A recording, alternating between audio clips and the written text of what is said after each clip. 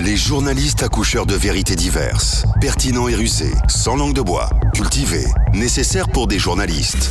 Les grandes gueules, des personnalités acquises par le travail, ce qui leur donne poids et légitimité à interviewer tout le monde.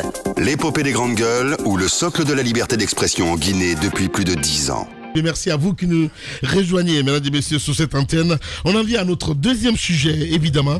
Le comité Guinée 21 lance donc l'initiative Green Guinée. L'objectif, évidemment, est de promouvoir l'économie durable.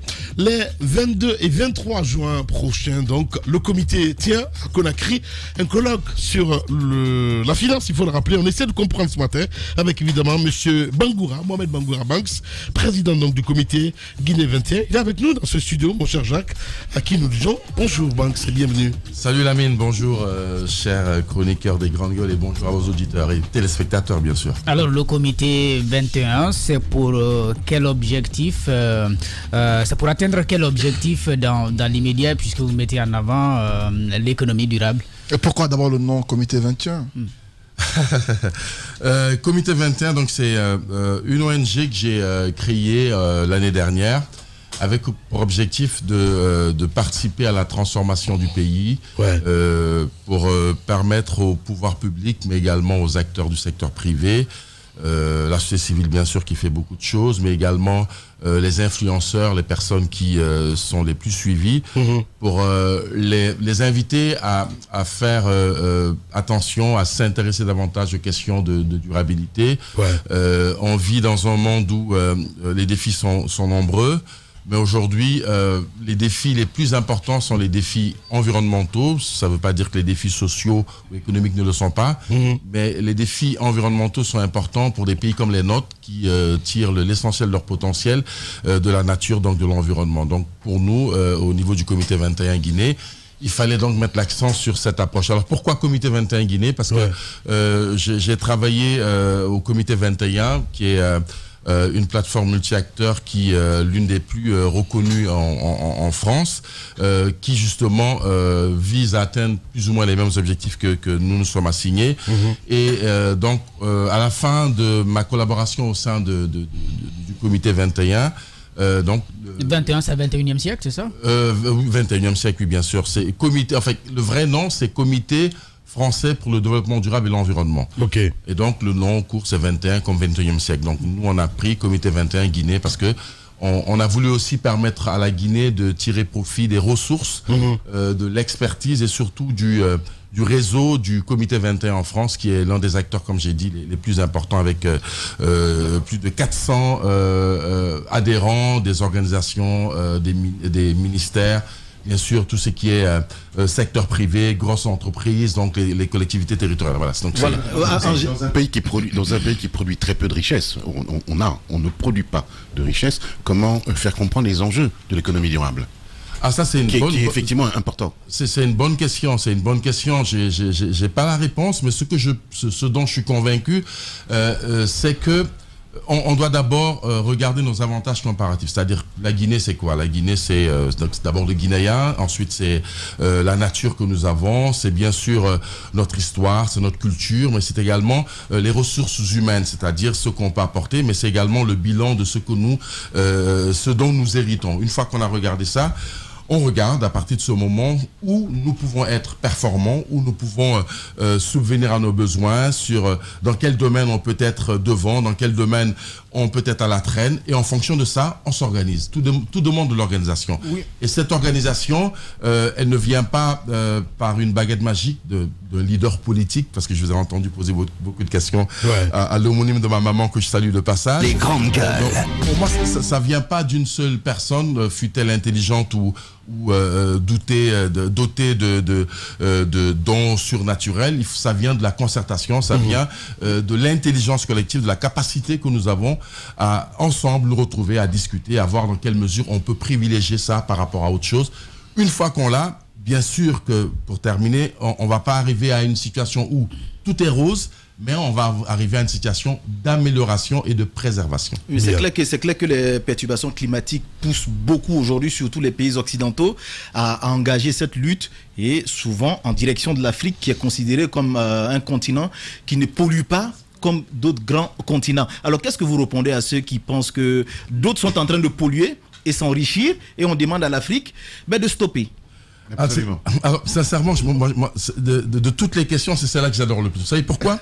Moi, je viens de l'intérieur de l'immersion gouvernementale, donc j'étais à Cancan. Je suis désolé, on va pas attendre quand même que les Occidentaux viennent nous dire de prendre soin de Milo, de Tenkiso ou de la forêt. Je veux dire, je pense que il n'y a pas d'injonction, en fait. Il n'y a pas d'injonction de l'Occident. Je pense qu'il y a juste des recommandations. Et surtout, pour parler du programme phare porté par les Nations Unies, qui est les ODD qui font suite aux OMD, c'est un programme commun où chaque État a souscrit librement à atteindre des objectifs. Vous disiez qu'il n'y a pas d'injonction, il y a quand même une forme, de chantage et une forme de culpabilisation. Je n'irai pas jusque là. Pour moi, la vraie question, c'est notre capacité, nous, à prendre notre destin en main. En fait, pour moi, c'est juste ça. Si vous ne faites rien, on viendra vous dire, faites ceci. Mais si vous êtes déjà en train de faire quelque chose qui apporte des résultats, qui règle les problèmes, personne ne viendra vous dire Monsieur Kourouma, éduquez bien votre enfant, il est déjà éduqué, il est déjà formé, il sait déjà se débrouiller tout seul. Mais c'est quand on se retrouve dans une situation où tout le temps on vient tendre les bras, on vient pour dire combien on peut gagner, pour dire donnez-nous ceci, pour dire on a ce projet, on cherche des financements, mais évidemment la main qui donne, c'est la main qui commande. Oui, mais ce que vous voulez dire, excuse-moi, Diadia, pardon, je suis désolé.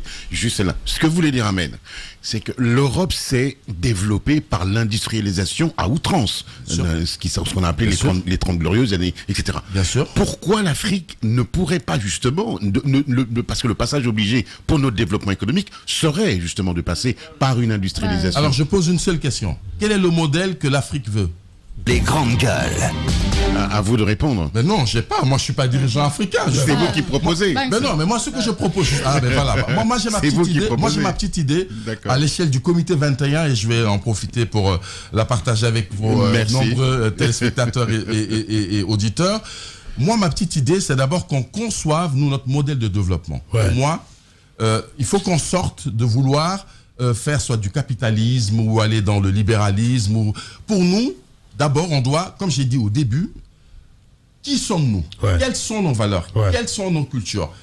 Est-ce que pour nous, l'argent, c'est important? Est-ce que pour nous, dire je vous donne 10 milliards de dollars, est-ce que c'est important? Est-ce que si je vous dis, je vous promets 10 milliards de dollars et que je vous dis, je vous propose un bon plat de riz entre des potes, dans une bonne ambiance, en bonne santé, quelle est la sensation qui vous est, je veux dire, qui vous parle le plus? Les grandes gueules. Justement. Je vous répondrai qu'on vit dans une société consumériste. Mais je suis d'accord. Mais ceux qui ont pris les devants sur cette société, aujourd'hui, ils nous disent, nous on est allé, on s'est cogné la tête sur le mur, attention. Oui, mais... On peut au moins, j'ai envie de dire, ne serait-ce que par sagesse humaine, leur dire, ok, au moins on a essayé. Au moins on a essayé et surtout tirer des leçons de sécurité. Parce qu'eux, ils reconnaissent qu'ils se sont cognés la tête sur le mur. Oui. Donc ça veut dire que cette consommation à outrance, cette volonté de tout le temps acquérir des biens dont on n'a pas forcément besoin, nous sommes tous là, je te vois tout le temps sortir ici avec de beaux habits. Est-ce que tu peux me dire réellement le nombre de vêtements que tu as? Il y en a combien? J'imagine c'est par centaines. Est-ce que tu penses réellement? Honnêtement, j'ai des placards pleins. Mais voilà, est-ce que tu penses réellement que tu en as réellement besoin? Je suis un bourgeois, oui. Je suis d'accord. Tout le monde n'est pas bourgeois. Les grandes gueules. La question que je voulais poser au frère Banks, c'est est-ce qu'on fait assez justement dans la vision du développement durable en Guinée, par exemple, avec l'exploitation à outrance, par exemple, de la bauxite? Vous voyez comment l'environnement est détruit de ce côté. Dans certaines villes, quand nous partons du côté de Sigiri, des zones où on ne peut plus faire l'agriculture, est-ce qu'on fait assez justement pour ne pas cogner la tête contre le mur? Ah mais ça là on vient sur le constat. Donc c'est en cela que moi je vais justement répondre à la question d'Ahmed. Ça veut dire que ces injonctions, c'est à nous de les prendre ou pas. Mais par contre, notre responsabilité, c'est de faire face à la dégradation de notre environnement. Et ça, c'est immédiat, c'est autour de nous. Ne parlons même pas des conditions à travers lesquelles les enfants sont exploités. On sait qu'il y a des enfants qui vont plus à l'école. Je suivais hier, le ministre disait que les élèves, les professeurs, les instituteurs ne vont même plus en classe enseigner les enfants. Vous voyez donc, en plus du côté environnemental, on a un côté social, économique, parce que c'est de toutes ces intelligences dont on aura besoin un peu plus tard. Pour moi, on en fait assez ou pas, je ne sais pas. Ce que je sais, c'est que de temps en temps, et c'est en cela que nous sommes fiers de porter cette initiative, il faut envoyer des messages. Ouais. Il faut envoyer des messages aux gouvernants, au CNT ou donc aux législateurs, au secteur privé, aux bailleurs de fonds pour leur dire ces questions, à ce stade, elles ne sont pas peut-être des priorités, mais nous en tenons compte. Il faut que désormais, quand on va venir investir dans ce pays, qu'on se dise l'argent que je mets sur la table, il faut que cet argent permette de respecter par exemple les questions de genre. Est-ce que vous faites des alertes? Quelles sont vos relations justement avec les autorités actuelles? Par exemple, un exemple concret d'échanges concrets, d'échanges, je veux dire, qui permettent vraiment de réfléchir sur, par exemple, une catégorie d'activités quand on prend les mines, par exemple, avec le gouvernement, peut-être le ministère de l'Environnement ou bien un autre département. Bien sûr. C'est ce que nous essayons de faire justement et nous sommes très heureux que dès le début que le ministère de l'Environnement ait compris la portée de cette initiative, que le ministère ait accepté que l'événement se déroule sous son égide. Donc c'est un programme que nous déroulons ensemble. Bien sûr que les enjeux sont importants, bien sûr qu'il y a beaucoup de dégâts, il y a beaucoup de, on a pris beaucoup de retard sur certains aspects, mais ce qui est le plus important, c'est que souvent on se plaint d'une chose, c'est le manque de moyens, c'est le manque de ressources, j'ai envie de dire. Voilà. Allez. Ben justement, alors que souvent ces ressources, elles sont là, mais ce qui fait défaut, c'est le manque d'organisation. Et donc, nous, l'alerte, pour répondre à Madame Hierro, pour nous, l'alerte, c'est pour simplement dire, il y a des choses qui sont en train d'être faites ailleurs, pas faites en France forcément, qui sont faites dans des pays comme le Bénin, comme le Sénégal, comme la Côte d'Ivoire, qui ont plus ou moins les mêmes caractéristiques que nous. Inspirons-nous de ces modèles parce que eux, ils vont pas hésiter, ils vont pas se gêner, ils n'auront pas le complexe de s'inspirer de ce qui a marché chez nous. Bien. Donc on essaie donc, nous de créer le terme un peu à la mode des synergies d'action. Nous on essaie de mettre les gens autour de la table pour leur dire sur ces aspects, est-ce que vous pensez réellement que vous avez pris en compte les préoccupations de Madame Hierro?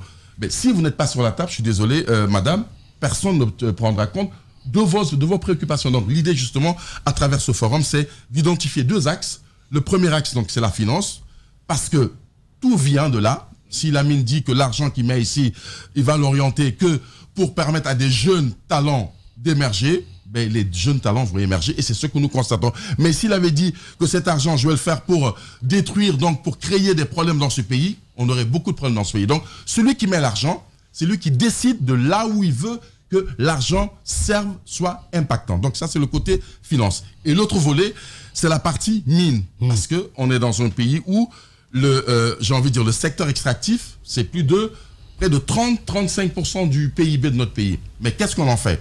On prend, on amène. Est-ce que derrière, il y a une restauration? Est-ce que ça profite aux communautés locales? Est-ce que ça profite aux PME? Est-ce que ça permet à des jeunes qui vont à l'école, qui avaient un niveau qui était moyen, ils améliorent leur niveau? Est-ce que ça permet aux gens d'être autonomes? Est-ce qu'après cette exploitation de nos ressources, est-ce qu'il y aura une vie après? Bien. Bien. Mohamed Banks Bangoura, mesdames et messieurs, président du comité 21 Guinée, il est notre invité ce matin.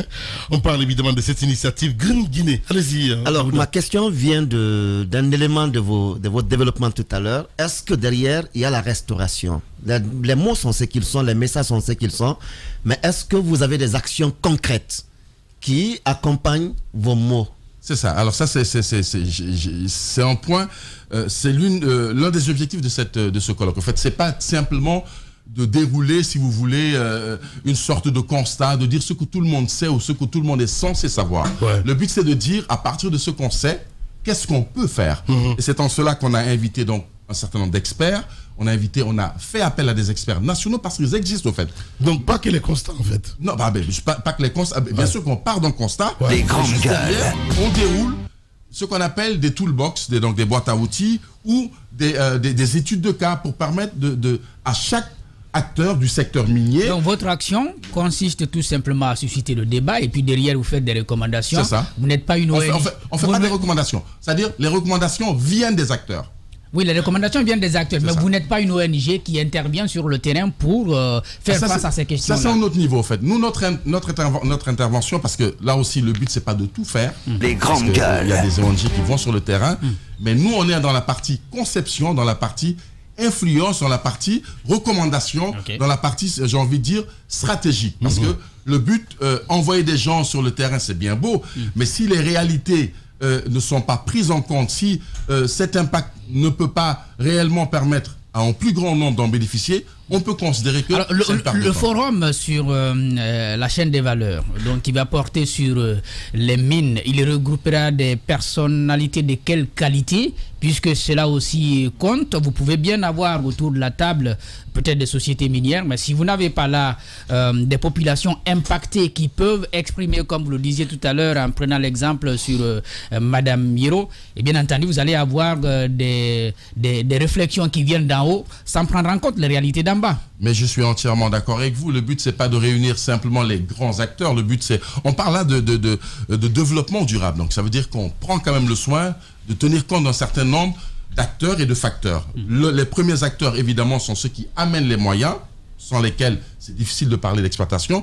Et les autres facteurs, c'est que les gens ou les populations, les lieux sur lesquels cette exploitation se fait, ce sont des lieux qui doivent résister au temps, parce que ce sont des lieux qui ne nous appartiennent pas, ce sont des lieux qui nous sont confiés. Ça veut dire quoi? Nous, on vient sur Terre, on fait notre show, et nous sommes de passage. Donc, ça veut dire que si on n'arrive pas à préserver, ne serait-ce le peu possible, cet espace de vie qui soit un espace de qualité pour respirer, pour vivre, pour travailler, pour cultiver, pour se déplacer, donc on aura raté le coche. Donc, pour répondre concrètement à votre question, on a impliqué tous les acteurs, les ONG qui travaillent dans le secteur environnemental, les communautés locales, bien sûr le gouvernement, les sociétés minières, les sous-traitants, ceux qui effectivement profitent de cet aspect, ceux qui accompagnent également les sociétés locales, c'est-à-dire la partie contenu local. On a invité également des experts en termes de société civile. Par exemple, on a quelqu'un comme Dr Alpha Abdoulaye Diallo, qui est vice-président du CNT, qu'on a beaucoup vu sur le terrain sur les questions donc, de l'ITIE, avec son ONG Publiez ce que vous payez. Donc, ça sont des acteurs forts qui ne viennent pas pour dire aux sociétés minières, vous êtes beaux, vous êtes gentils, mais pour leur dire, attention, il y a des conventions que vous avez signées, il y a une politique RSE qui existe, il y a un code de respect de l'environnement qui existe. En quoi vous le respectez? Ils vont vous dire certainement, elles vont vous dire, ces sociétés ont fait des choses, mais ce n'est pas vu, et ce sera le lieu pour permettre à chacun d'instaurer ce dialogue partie prenante. Allez, dernière question, mais plutôt même une analyse, si tu me permets.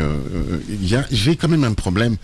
Ça fait 40 ans qu'on nous alerte sur la couche d'ozone, l'économie. 50 ans, 50 ans, ça a commencé avec Haroun Tazieff, ça a commencé avec des gens comme le commandant Cousteau, et récemment, le plus moderne, c'est Nicolas Hulot, qui nous a alertés sur la nécessité de l'économie durable, du développement et de la préservation de cet formidable environnement que nous avons en commun, la Terre.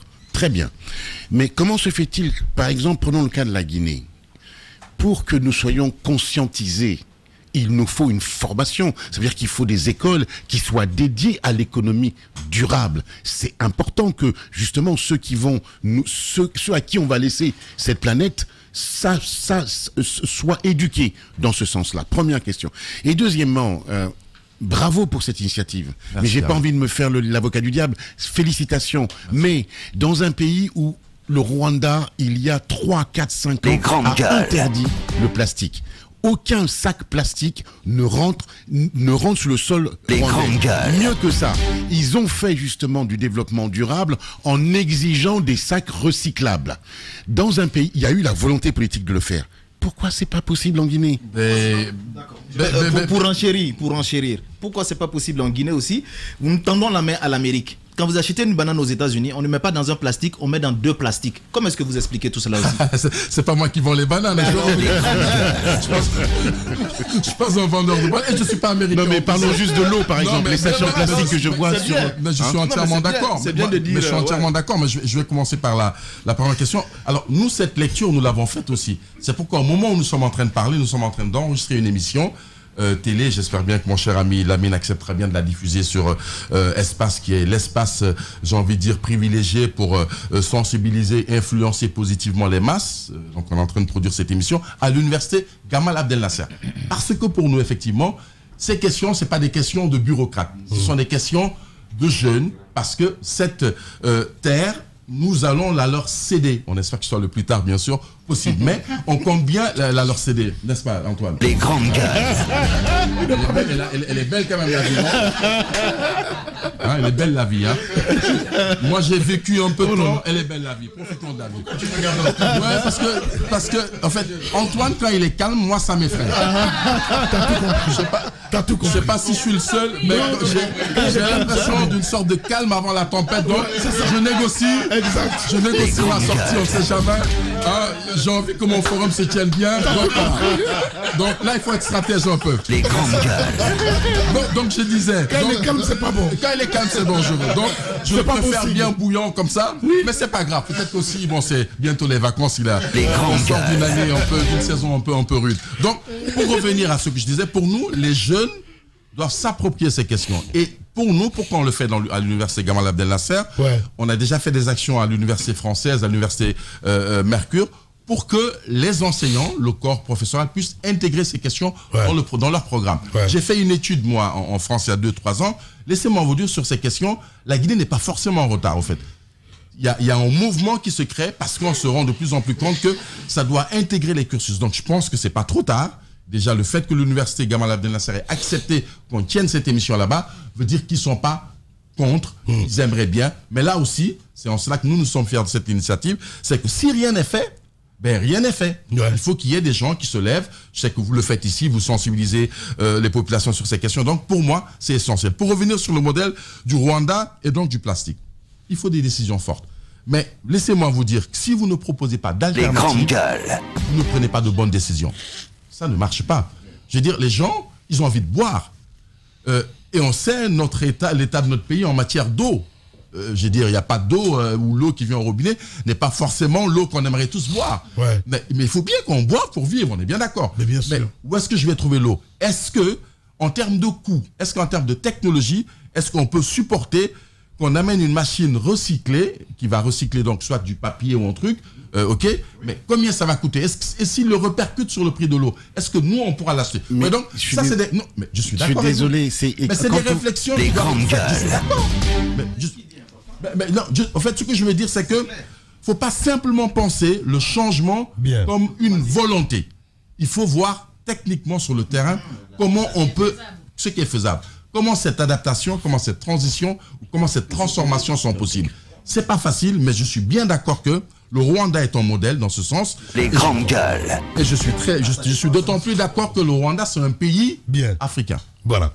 Mohamed Banks Bangoura, évidemment, pour parler économie durable ce matin avec nous dans cette émission Les Grandes Gueules. Merci beaucoup. En tout cas, ça démarre demain, hein, c'est bien cela. C'est ça. Ça a démarré aujourd'hui avec le plateau télé. Donc, je salue et je remercie donc Corinne Amaury-Brunet, donc qui est directrice stratégie de Novetic, qui est l'un des plus grands réseaux sur les questions donc de durabilité au niveau de la finance, mais également des mines. Mais je remercie également un ami qui aurait dû être là, donc M. Tabuto Philippe, mais également Romy, avec lesquels on a monté ce projet, mais qui n'ont pas pu être là. Je remercie bien sûr toute l'équipe du comité 21 qui est en train de travailler sur ce projet. Et je remercie bien sûr les partenaires, les sponsors qui ont cru en ce projet. Donc, vous me permettrez de les citer. Rio Tinto, Simfer, donc WCS, donc Winning Consortium Simandou, SMB, donc UMS, mais bien sûr Dynamic Mining. Et bien sûr le PNUD qui en termes de contenu apporte beaucoup, sans oublier bien sûr des partenaires comme Orange Money qui travaillent sur la partie finance, parce que là aussi on n'en a pas suffisamment parlé, attirés que nous sommes par les mines, parce que bon, mine de rien, les Guinéens aiment bien les mines, mais la question financière inclusive aussi, je pense c'est un volet important, parce qu'aujourd'hui on gagne du temps, c'est devenu pratique, même si bien sûr il y a des questions qui restent posées. Donc c'est demain à partir de 9h, donc pour le lancement de l'initiative, à l'hôtel Riviera Royale, et donc pour le forum, pour le colloque de Conakry sur la finance durable. Et puis le jeudi, le 23 juin, on a le forum des mines au service de développement durable à partir de 9h toujours, du côté donc du Riviera Royale à partir de 9h. Et nous sommes très heureux que vous nous donniez cet espace, parce que ça veut dire aussi que la Guinée, on ne se soucie pas que de la politique, et c'est souvent le reproche qu'on nous fait, que les questions de développement sont également au cœur de nos préoccupations. Voilà, Mohamed Banks Bangoura était notre invité ce matin, mesdames et messieurs, chez les GG. Dans un instant, le conseil des GG.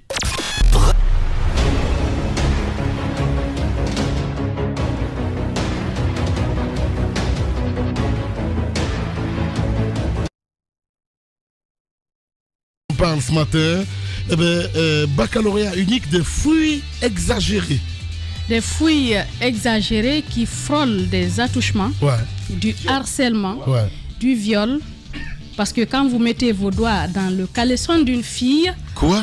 Oui, ça s'est passé dans des écoles. Exactement. On a échangé avec des acteurs de l'éducation, notamment du côté de la forêt. On a échangé avec des jeunes filles ici à Conakry.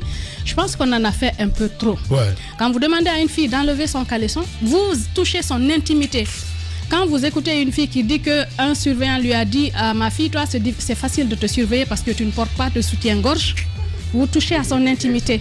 Elles sont fouillées par des surveillants. Elles sont fouillées. Il y en a qui sont fouillés par des hommes mélangés. Je pense qu'on aurait pu faire en sorte qu'il y ait des femmes et des hommes. Et même ces femmes n'ont pas le droit de mettre leurs mains dans les caleçons d'une fille. C'est pas normal, vous touchez à l'intimité de la personne. Absolument. La surveillance, vous restez dans la salle, vous veillez, vous regardez la personne. Si la personne se comporte mal, vous agissez, mais vous ne pouvez pas vous permettre de toucher à l'intimité d'une fille, introduire vos doigts jusque dans son caleçon et lui dire d'enlever le caleçon et de le confier dehors. C'est pas possible, ça s'est fait dans ce pays. Je pense qu'il faut tirer les leçons. Il faut tirer les leçons. Il y a une fille qui a témoigné, elle était mal à l'aise parce qu'elle supportait le regard du surveillant qui l'a surveillée, qui a dit qu'elle ne portait pas de soutien-gorge. C'est du harcèlement. C'est du harcèlement et ça joue sur le moral. Quand vous en parlez, les gens disent que vous exagérez et ils vous demandent, ils posent la question de savoir, et les filles qui mettent des papiers dans les caleçons. Arrêtez ces filles. Vous êtes là pourquoi? On dit surveiller. On dit surveiller. Mais on ne vous dit pas de triturer les gens, de toucher les seins, de tripoter, c'est pas possible. Ça a été exagéré et je pense que des enquêtes devraient être menées. Des personnes qui se sont livrées à ça devraient être poursuivies et condamnées parce que je ne comprends pas ce pays. On abuse dans la volonté de servir une personne. On veut servir une personne, on ne sert pas une cause. Et ça, c'est pas normal. Il y en a qui en ont profité pour abuser, toucher des filles là où il ne fallait pas et c'est pas normal. Il faut le dénoncer. Voilà, demain, on viendra évidemment sur ce sujet et d'autres sujets avec vous également. Grand merci à vous tous. Antoine, je suis obligé de rendre l'antenne. Merci à vous tous à l'international. À 15h, c'est Kernoma Duba qui vous allez retrouver évidemment avec les informés. Et puis sur Radio Espace, c'est Bangali Bangoura, Bangali Yansane qui vous allez retrouver, mesdames et messieurs, avec Espace Première. Prenez soin de vous. On se retrouve demain avec le même plaisir. Au revoir.